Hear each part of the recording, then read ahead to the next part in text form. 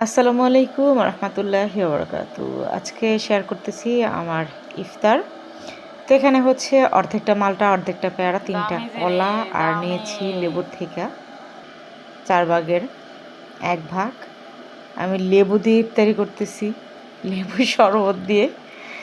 এখনকার সবচেয়ে দামি জিনিস স্বর্ণের মতো যেটাকে বাজারে বিক্রি করা হচ্ছে, যদি পারতো তাহলে ভরি হিসাবে মনে হয় তোলা হিসাবে বিক্রি করতো। হায় রে হায় বাংলাদেশের পাবলিক!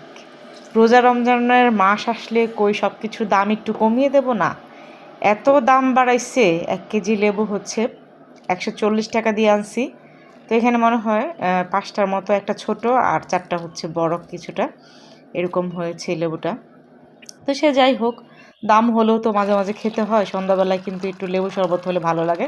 তবে আমার জন্য একটু কষ্টকর, কারণ আমি গরম পানি দিয়ে হচ্ছে লেবু শরবত খাই, যেহেতু আমি অসুস্থ সেজন্য। তো এখানে হচ্ছে সেদ্ধ শাক নিয়েছি, শুধুই লবণ দিয়ে সেদ্ধ, গরম পানি, কিছুটা ঠান্ডা পানি ওষুধ খাওয়ার জন্য। তো সব মিলিয়ে হচ্ছে আমার আজকের ইফতার। তো আলহামদুলিল্লাহ বলে হচ্ছে ইফতারটা, রোজাটা ভাঙলাম। তো দোয়া করি প্রত্যেকটা মা বোনের জন্য, প্রত্যেকটা ভাইয়েরদের জন্য আল্লাহ পাক সবার রোজাটাকে সহজ করে দেখ, আর রোজার মাসের মধ্যে যত বেশি ইবাদত করার তৌফিক দেখ প্রত্যেকটা মানুষকে।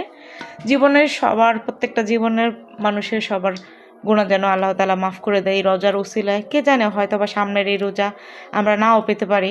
অনেকেই আছে যে এবারে রোজা রাখতেছে, হয়তো বা পরবর্তী রোজা রাখতেও পারবে না। তো আল্লাহ পাক সবাইকে যেন এই রমজানের মাসের উছিলায়, রোজা থাকার উছিলায়, ইবাদত করার উছিলায় জীবনের সমস্ত গুণাগুলি মাফ করে দেয়। তো এই প্রার্থনায় হচ্ছে আজকের মতো এখানে বিদায় নিচ্ছি। কথা হবে অন্য কোনো ভিডিও।